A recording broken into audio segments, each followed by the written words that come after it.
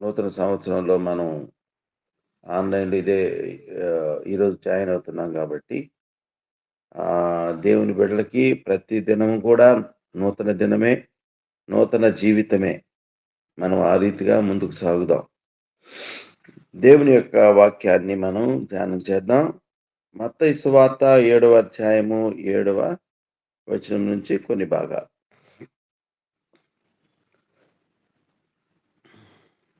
అడుగుడి మీకు ఇయ్యబడును. వెదకుడి మీకు దొరకును. తట్టుడి మీకు తీయబడును. యేసు ప్రభువు చెప్పినటువంటి ఈ మాటలు అంటే ప్రభువు చెప్పినవి ఎంతో శ్రేష్టమైనటువంటివి. ఈ 3 కూడాను మనకు ఎంతో అవసరమైనటువంటి మాటలు. అవసరమైనటువంటి అనుభవాలు. 1 అడిగే అనుభవము, 2 వెదకే అనుభవము, 3 తట్టే అనుభవం. అడుగుడి అడగమంటూ ఉన్నాడు దేవుడు. ఏమడగాలి? కొంతమంది అడుగుడి అనంటే ఈ లోక సంబంధమైనటువంటి దీవెనలు అడుగుతారు. అవసరాలడుగుతారు. అవసరతలడుగుతాడు. అంటే అలాగ అడగకూడదా? వాక్యం ఏం చెప్పిందంటే దేవుడు యేసు ప్రభు ఏం చెప్పాడు అనంటే, మొదట ఆయన రాజ్యమును, నీతిని వెదుకుడి. ఏమన్నాడు? మొదట 6వ అధ్యాయం 32వ వచనం. ఇవన్నీయు మీకు కావాలని మీ పరలోకపు తండ్రికి తెలియను.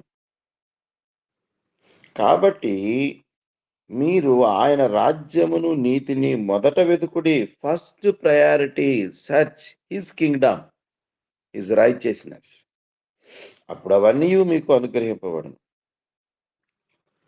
ప్రియమైన దేవుని బిడ్డలారా, గెట్టింగ్ పొందుకోవటంలో ఒక సత్యాన్ని ఇక్కడ చెప్తూ ఉంటాడు. అదేంటి అనంటే, కాబట్టి మీకు కావాలని ఆయనకు తెలుసు. మీకేం కావాలో ఆయనకు తెలుసు. మీ అవస్థతలు తెలుసు. అయితే మొట్టమొదట మీరు అడగాల్సిందేంటంటే వీటిని బట్టి కాదు. ఆయన రాజ్యమును, ఆయన నీతిని మొట్టమొదట వెతకటం ప్రారంభిస్తే, అప్పుడు అవన్నీ మీకు అనుగ్రహించబడతాయి. కాబట్టి మనం ఏం చేస్తాము? ఆయన రాజ్యమును, నీతిని వెతకడం గాదు గానీ, ముందు మన అవసరాలేంటి? మనకు కావాల్సినయేంటి? అవి ముందు పెడతాం. సో, ఇక్కడ ప్రయారిటీస్ ప్రాధాన్యతలు మారిపోతున్నాయి. మొట్టమొదటి ప్రాధాన్యత ఏంటి? ఆయన రాజ్యమును, నీతిని వెతకటం. సరే. ఇవి ఎక్కడ వెతకాలి? ఆయన రాజ్యము, ఆయన అడ్మినిస్ట్రేషన్, ఆయన కింగ్డమ్ మొట్టమొదట మన జీవితంలో వాటిని వెతకాలి. నేను ఆయన రాజరికము కింద నేనున్నానా? అనగా నాకు ఆయన రాజయ్యున్నాడా? ఆయన పాలనలో నేనున్నానా? కాబట్టి మొట్టమొదట మనం, మన కుటుంబం, మన సంఘం. This is the sequence. నూతన సంవత్సరంలో దేవుడు మన పట్ల నూతన కార్యాలు చేయాలని మనం కోరుకుందాం. ఆమేన్. దేవుడు అవి అనుగ్రహిస్తాడు. నూతనమైన జీవితంలో ప్రభువా! అంటే ఇప్పుడు కొత్త సంవత్సరం వచ్చింది కాబట్టి, కొత్త సంవత్సరం, హ్యాపీ న్యూ ఇయర్, హ్యాపీ ఇది ఏదో మనం చెప్పుకుంటున్నాం ఒకరికొకరికి అలవాటైపోయింది కాబట్టి, సంవత్సరం ఎప్పుడు నూతనంగా ఉండదు సుమా! మనం నూతనంగా మారితే, అప్పుడు సంవత్సరం గూడా నూతనంగా కనపడుతుంది. నూతన సంవత్సరము అనగానే మేలులు జరగాలని, ఆశీర్వాదాలు రావాలని, ఇంకా మనలో అభివృద్ధి జరగాలని, ఇంకా డబ్బులెక్కువ కావాలని, ఆస్తులెక్కువ కావాలని, ఐశ్వర్యం ఎక్కువ కావాలని, ప్రమోషన్స్ రావాలని ఇవన్నీ ఏంటి? ఈ లోక సంబంధమైన కోర్కెలు. కొన్ని మనకు అవసరం ఉంటాయి. కొన్ని మనకు అవసరం లేకుండా లాభప్రాప్తి కొరకు అడుగుతూ ఉంటాం. అయితే మనం కోరుకోవాల్సింది ఒక దేవుని బిడ్డగా, దేవుని నమ్మి ప్రేమించే బిడ్డగా, ప్రభువా ఈ సంవత్సరం కాదు కానీ, నేను నూతనంగా మారాలి. నాలో నూతనత్వం అనుగ్రహించు నాయనా. ఆ నూతనత్వము సంబంధించినటువంటి వెలుగు అనేక మందిని ఆకర్షించేదిగా ఉండాలి ప్రభువా. ఈరోజు బోధించేటువంటి బోధకులు ఆశపడదాం, కోరుకుందాం. బోధ ఒక నూతనత్వాన్ని సంతరించుకొని అనేక మందికి ప్రభువా వెలిగింపునిచ్చేటువంటి బోధకునిగా నేను కనపడాలి. సాక్షిగా ఉండేటువంటి వాళ్ళని కోరుకుందాం. నా సాక్ష్యము ప్రభువా, నా జీవిత విధానము అందులో మీరు కనపడాలి నాయనా. అంటే దేవుని పోలికలు ఎక్కువగా కనిపించడమే మన యొక్క జీవితం యొక్క సార్థకత. అవి గొప్ప ధన్యత, భాగ్యం. అలాగా కనపడుతూ ఉన్నప్పుడు ది నూతన కార్యాలు జరుగుతాయి. ఇంకా మనలో మార్పు రాకపోతే, ఇంకా పాత స్వభావంతో ఉంటే కాలము దొర్లుకుంటూ పోతుంది. సమయము మించిపోతుంది. కాబట్టి ప్రభువా, నూతనత్వము అదేంటనంటే, నాలో నిన్ను చూడాలి. నాలో నిన్ను చూడని, నీతో బ్రతుకు సాగని. ఇది మన ఆశ కావాలి. ఒక భక్తుడు పాడుకున్నారు. ప్రభువా, నాలో నిన్ను చూడాలి. యెస్. నిన్ను చూపించేటువంటి వ్యక్తిగా నేను మారాలి. ఏదో ఇంతవరకు అక్కడక్కడ, అప్పుడప్పుడు, కొంచెం కొంచెంగా కాదు ప్రభువా. నాలో నీవు పరిపూర్ణంగా కనిపించాలి. వెన్నెల చాలా అందంగా, ఆనందంగా బాగుంటుంది. అప్పుడప్పుడు ఆహ్, ఆ యొక్క చంద్రుడిని మేఘాలు కమ్ముతూ ఉంటే, మనకు వచ్చే వెన్నెలకి ఏమని పేరు? మసక మసకగా ఉంటది. చీకటినైతే మసక మసక చీకటి అంటారు. వెన్నెలనైతే గుడ్డి వెన్నెల అంటారు. గుడ్డి గుడ్డి వెన్నెల అంటారు. తెలుసు కదా! పల్లెటూరు మన వానలు అనుకుంటుంటారు. అట్లా ఉన్నదేమో మన మన జీవితం. ఏవో అడ్డొచ్చాయి. మనలో ప్రభు స్వరూపము కనపడకుండా ఆ ప్రేమ, ఆ పరిశుద్ధత, ఆ నీతి కనపడకుండా గుడ్డిగా ఏదో వెలుగు కనిపించి కనిపించకుండా అలాగా ఉన్నామేమో. విశ్వాస్యతలో అలాగున్నానేమో. ప్రభువు దగ్గరికి అనేక మందిని ఆకర్షించడంలో అలాగున్నామేమో. కాదు ప్రభువా. నాలో నువ్వు కనపడాలి. సో, మనలో మనల్ని మనము వెతుక్కోవాలి. మన హృదయం, మన అంతరంగం. దేవుని వాక్యం, దేవుని సన్నిధి నాలో పుష్కలంగా ఉన్నదా? ఇది సాధ్యమే. ఇది కష్టం. కానీ సాధ్యమే. ప్రియమైన దేవుని బిడ్డలారా, ఉదయకాలంలో మొట్టమొదటిది వెదకుడి. కుటుంబ సభ్యులంగా మన కుటుంబాలలో ఆయన రాజ్యమును, ఆయన నీతిని అనగా దేవుని పాలన, దేవుని పట్ల నమ్మిక, మన విశ్వాసం, అందులో కొనసాగడం, అందులో ముందుకెళ్ళడం, నీతి ఈ అవసరమై ఉన్నాయి నేటి దినాలలో. వ్యక్తిగతంగాను, కుటుంబ పరంగాను, సంఘం ఇవి ఎంతో అవసరమై ఉన్నాయి. బోధలున్నాయి, బోధకులున్నారు. సాక్షులే లేరు. పేతురు రాసిన మొదటి పత్రికలో మీరు చీకటి నుంచి ఆశ్చర్యకరమైన వెలుగులోనికి మీరు నడిపించబడ్డారు. మీరు నా పునరుద్ధాన పత్రికలు, రాజులైన యాజక సమూహము అని చెప్తూ వచ్చాడు. కానీ అక్కడ మీరు బోధకులయ్యుందురు, మీరు పాటలు పాడువారయ్యుందురు, మీరు సంగీత వాద్యాలు వాయించువారయ్యుందురు అని దేవుడు చెప్పలేదు. ద అట్‌మోస్ట్ ఇంపార్టెంట్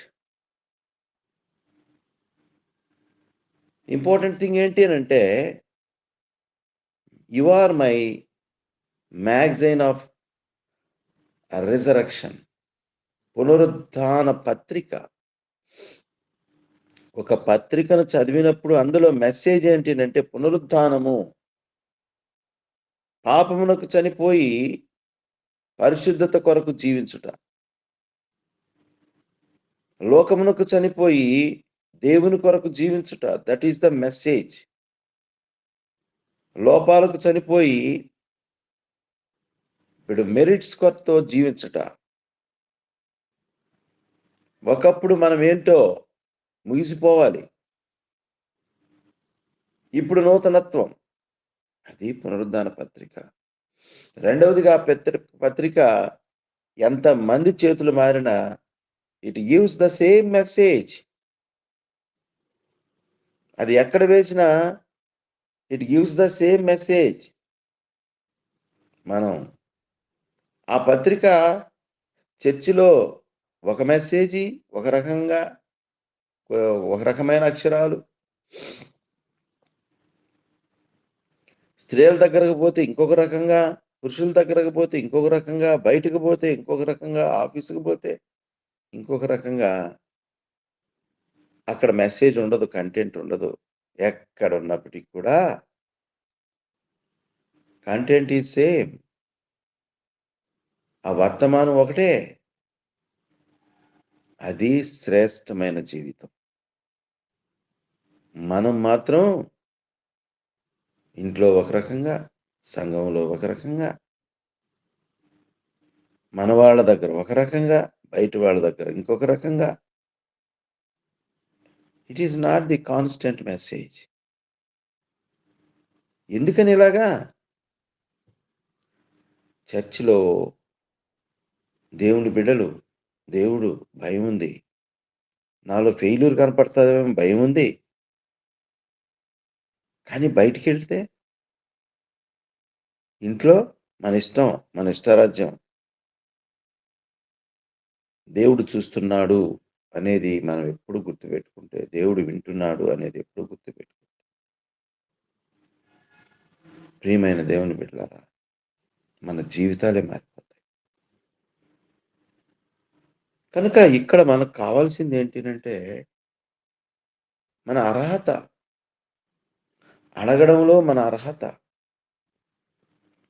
దేవుడు మనకి ఇచ్చేది అది శ్రేష్టమైనటువంటిదే అని మొట్టమొదట గుర్తుపెట్టుకోవాలి. దేవుని చేత అనుగ్రహించబడేటువంటి వాటి కోసం మనం ఆశపడాలి.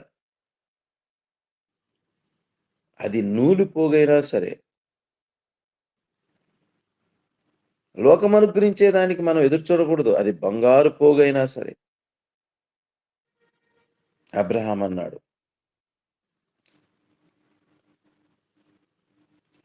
రాజుగారొచ్చి అబ్రహామా, ఈ యుద్ధం నీ వల్ల జయమొచ్చింది నాయనా.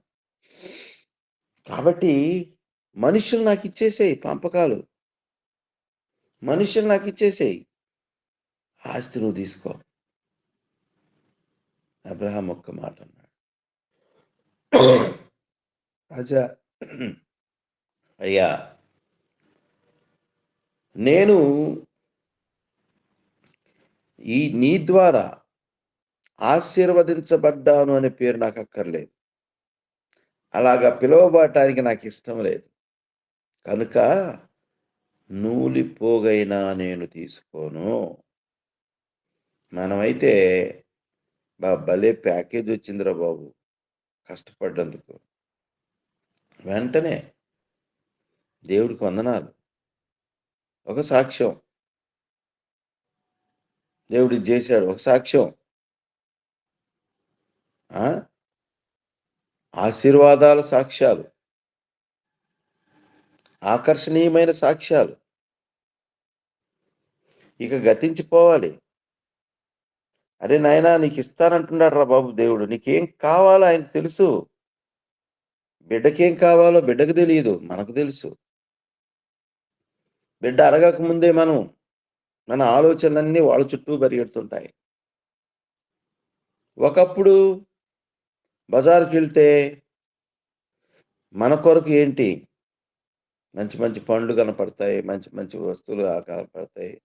మంచి మంచి బట్టలు కనపడతాయి. రకరకాలు. మన కొరకు ఆశపడేవాళ్ళం. వివాహమైంది. ఇప్పుడు భార్యకు భర్త, భర్తకు భార్య. అది కొంతకాలమే. మళ్ళీ పాతదనం వచ్చినప్పుడు అది గూడా మారిపోద్ది. తర్వాత కొంతకాలం తర్వాత పిల్లలు. ఇప్పుడు భార్య, భర్త సైడ్ అయిపోతారు. నా బిడ్డకి ఏం కావాలి? ఇది పెద్దయినప్పటికి గూడా ఉండిపోద్ది మనలో. గుర్తుపెట్టుకోండి. భార్యాభర్తల మధ్య ఓ పాటుంది. భార్యాభర్తల మధ్యన వికసించిన ప్రేమ పుష్పము వాడిపోయి రాలును త్వరలో మోడులా మిగిలిపోవును. ఎన్నాడెన్నడు మారనిది నా యేసుని దివ్య ప్రేమ. దివ్య ప్రేమ ఎప్పటికి మారదు. భార్యాభర్తలు మాత్రం కొత్త దినాల్లో కొత్తగా మధురంగా కనపడ్డారు. ప్రేమ అలాంటిది. ఆ ప్రేమ వాడిపోద్ది. తర్వాత నాకెక్కడ దొరికాడయ్యా బాబు అనుకోవచ్చు. నాకెక్కడ దొరికిందయ్యా బాబు అనుకోవచ్చు. అందరూ కాదులెండి కొద్దిగా జీవితాలలో. కనుక అది తగ్గిపోయింది. సరే, ఇప్పుడు పిల్లలొచ్చారు. ఇక వాడే మన లోకం. వాడికేం తీసుకెళ్ళాలి? వాడికేమి ఇష్టం? ఆ పాపకేమి ఇష్టం? పాపకేం కొనాలి? వాళ్ళ సంతోషం. వాళ్ళకిచ్చినప్పుడు I love you daddy, mummy ఎంత సంతోషం. మీ జీవితం చూస్తేనేమో ఆ! ఎలాంటి వారంట? చెడ్డవారు. ఒక దగ్గర మంచిగా కనపడతాం. ఒక ఏరియాలో చెడ్డగా ఉంటాం. ఏదో ఉంది. ఇలాంటి మీరే మీ పిల్లలకు మంచి ఈవులనివ్వనయ్యుండగా పరలోకమందున మీ తండ్రి కాబట్టి ఇక్కడ అర్హత చెప్తూ ఉన్నాడిక్కడ. What is that? What is the eligibility? దేవుడిచ్చాడు అర్హత. దేవునికి వందనాలు. మీ యజమానుడని లేదు. మీ ఆఫీసర్ అని లేదు. మీ అధికారం లేదు. పరలోకమందున మీ తండ్రి you have a new recognition in Christ. దేవునిలో మనకు దొరికిన గొప్ప గుర్తింపేంటినంటే, సర్వశక్తి కలిగినటువంటి దేవుడు మనకు తండ్రి అయ్యాడు. బెర్క్‌మన్స్ గారు ఒక పాట పాడాడు. సర్వశక్తుడు నా సొంతమాయెను, మృత్యుంజయుడు నా దైవమాయెను, సర్వశక్తుడు. Wonderful song. క్రీస్తులో మనకు దొరికిన భాగ్యం, దేవునిలో మనకు దొరికిన భాగ్యం ఏంటంటే, అంత గొప్ప దేవుడు మనకు తండ్రి అయ్యాడు. ఈ యొక్క అర్హత నీవు, నేను కంటిన్యూ చేయాలి. అసలు దానికి కాపాడుకుంటున్నామా ఆ రిలేషన్‌ని? ఎప్పుడు కూడా అన్నీ కూడాను relations are protected by our attitudes.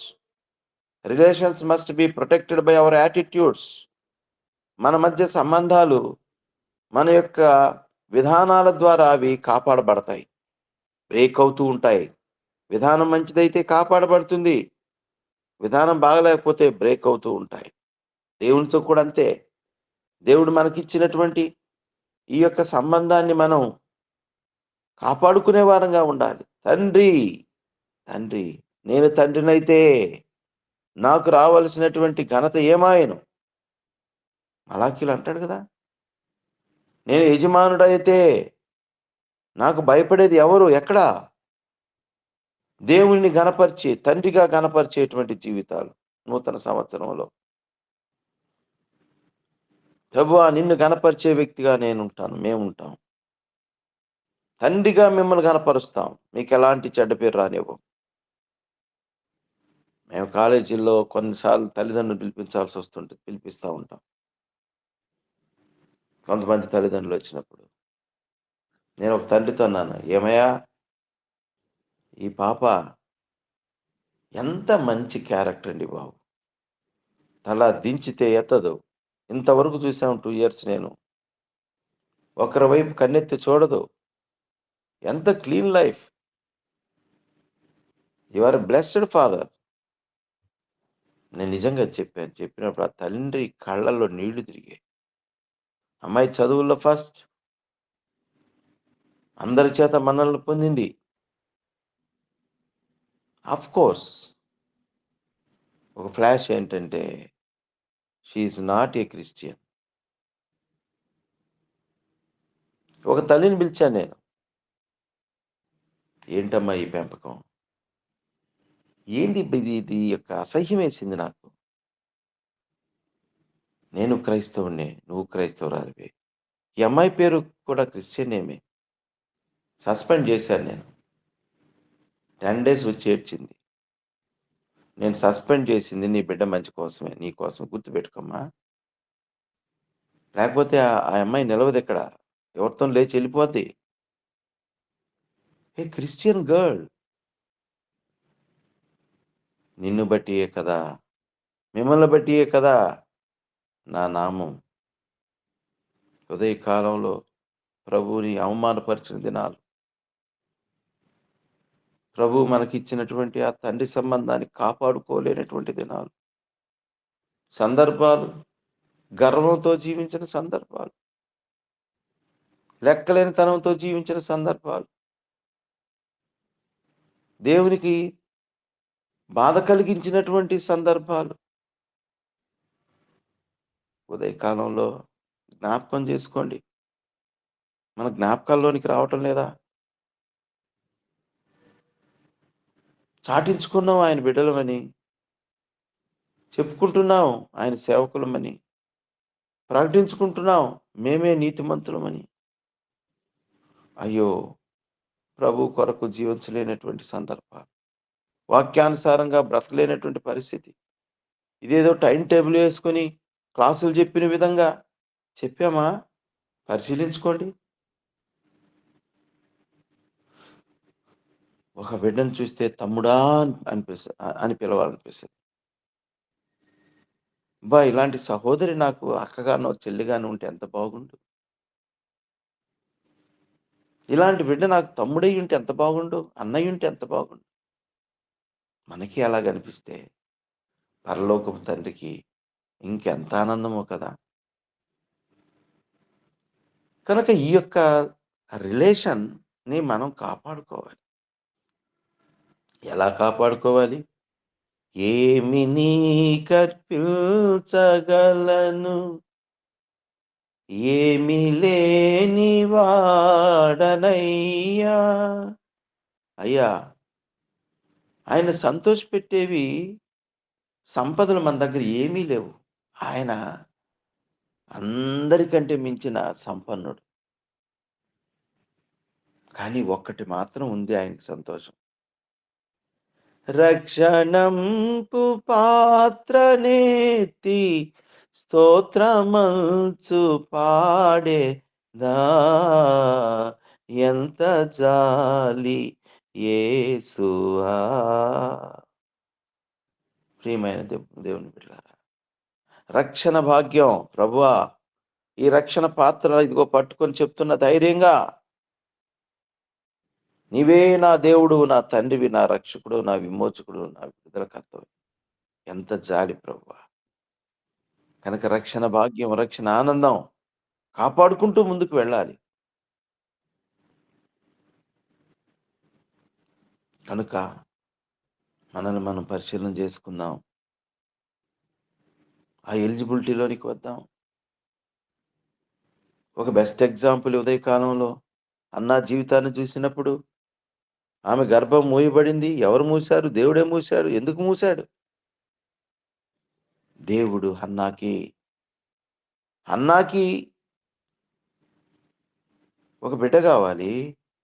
దేవునికి ఒక బిడ్డ గావాలి. దేవుని కొరకు ఒక పాత్ర గావాలి. చూసాడు. ఎవరు? అల్లూరులో ఎవరు? ఆయనకొక పాత్ర గావాలి. He was searching. He is searching. ఒకప్పుడు వెతికాడు. ఇప్పుడు వెతుకుతూనే ఉన్నాడు. నెల్లూరులో, ప్రతి చోట, ప్రతి స్థలములో, ప్రతి స్థానంలో, పొలములో రూతు సాక్షి.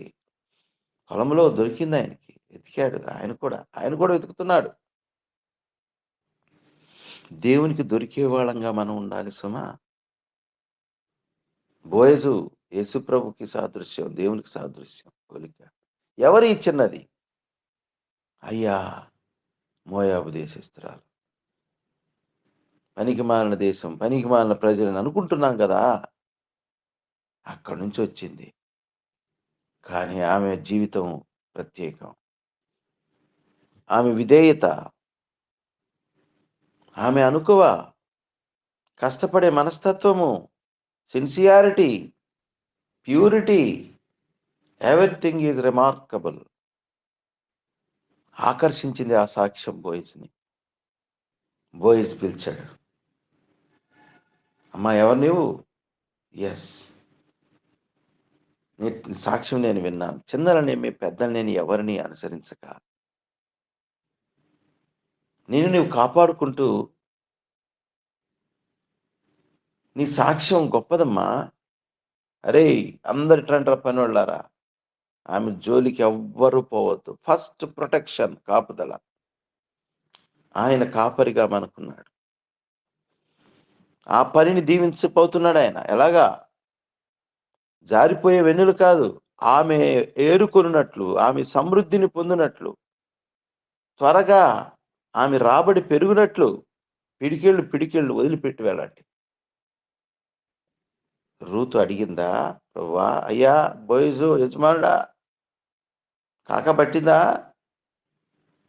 నాకెక్కువ అని అడిగిందా? నో. మొట్టమొదట మనకు కావాల్సింది రూపాంతరత. ఈ ఉదయ కాలంలో అందరం కోరుకుందాం. అందరం ప్రార్థన చేద్దాం. ప్రభువా, ఆ రూపాంతరత నాకు దయచేయి ప్రభువా. మొదట నీ రాజ్యమును, నీతిని వెతికేటువంటి బిడ్డగా నా మనస్సు మార్చి నూతనత్వంలోనికి నడిపించు ప్రభువా. కోరుకుందాం. అప్పుడు అవన్నీ రూత్ అడగలేదు. అడగకనే అనుగ్రహించబడింది. బికాస్ తన జీవితంలో ఆమె ఏవి విలువైనయో బోయజుకి అవి సంతరించుకుంది. దానికోసం ప్రయత్నం చేస్తే ఆమె అవసరతలు తీర్చబడ్డాయి. This is the truth. Hannah ఏ ప్రయత్నం చేయలేదు, కానీ ఒక గొప్ప ప్రయత్నం చేసింది.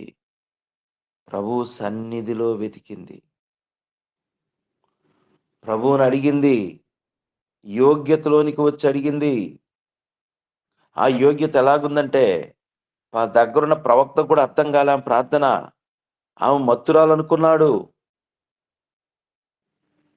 ఆమె ప్రవక్తకు కనపడలేదు, కానీ దేవునికి కనపడింది.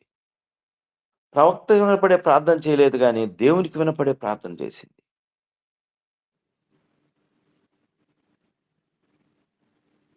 ప్రభువుని అడిగింది. అర్హతలోనికి వచ్చింది. ఎలిజిబిలిటీలోనికి వచ్చింది. అడిగింది, దేవుడిచ్చేశాడు. గొప్ప ప్రవక్తనిచ్చేశాడు. కనుక హన్నాకు గొప్ప ప్రవక్తను దేవుడు ఇవ్వాలనుకున్నాడు కాబట్టి మొట్టమొదట ఆమెలో అర్హత లేదు.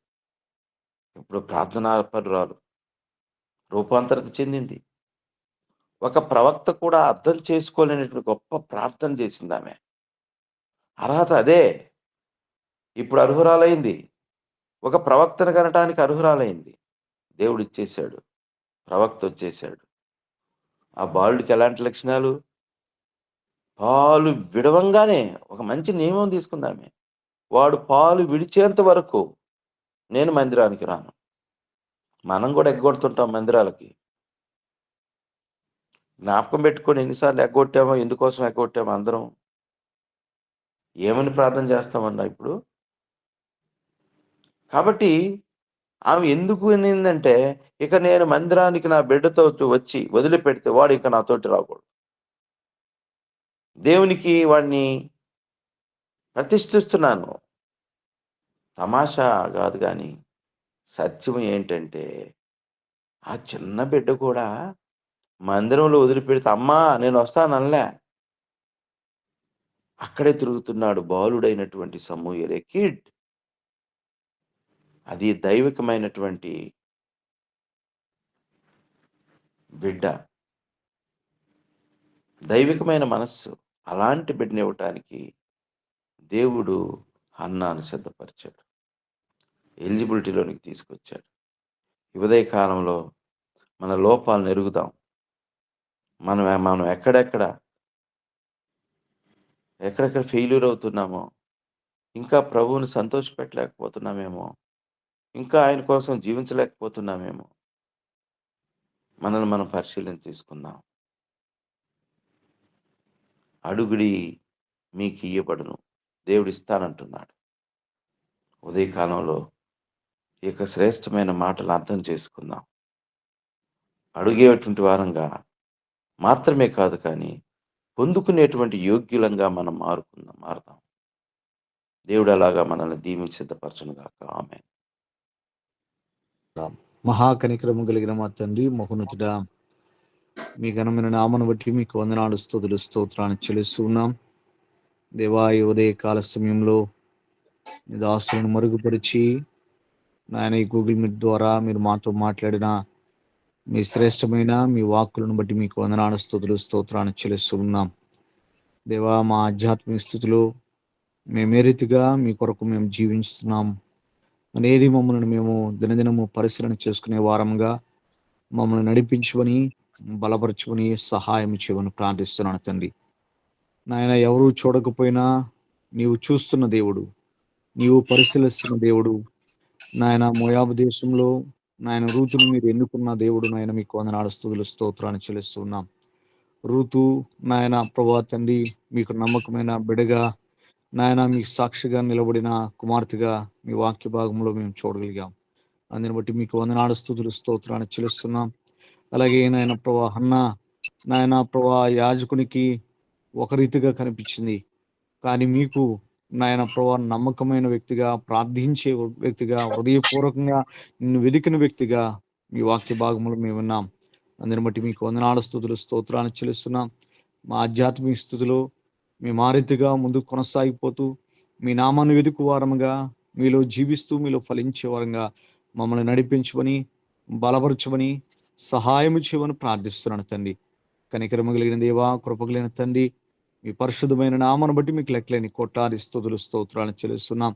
ఎవరే కాల సమయంలో మా ఆధ్యాత్మిక స్థితిని మమ్మల్ని మేము పరిశీలన చేసుకుంటూ మరొకసారి మీకు సమర్పించుకుంటూ మీలో ఫలించే వరకు మమ్మల్ని ఆయత్తపరచండి. వాక్యాన్ని అందించిన దాసుని, వారి పరిచయను, వారి బాధ్యతలను, వారి యొక్క కుటుంబాన్ని దీవించమని, ఇంకా వారి ద్వారా అనేకమైన ఆత్మీయ సత్యములను మేము తెలుసుకుంటూ తద్వారా ఆత్మీయ స్థితిలో మేము బలపరచబడడానికి మేము కృప చూపించుకొని మీరే మహిమ, ఘనత, ప్రభావం మీరు అర్పించుకోమని మా కొరకు త్వరలో రానని మా ప్రియ రక్షకుడైన యేసుక్రీస్తు యొక్క ఉన్నతమైన నామములో ఈ మనవులు అడిగి వేడుకుని పొందుకుని నాం తండ్రి. ఆమేన్. ఆమేన్. ఆమేన్.